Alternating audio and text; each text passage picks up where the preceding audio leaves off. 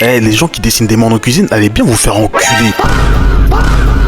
Non les gars, vous êtes trop doués, c'est une dinguerie. Mais oh non, comment vous êtes des sadiques, parce que je suis sûr, et toutes les personnes qui ont lu sont d'accord, que vous faites exprès de rendre la nourriture aussi attrayante. Non, faut le dire.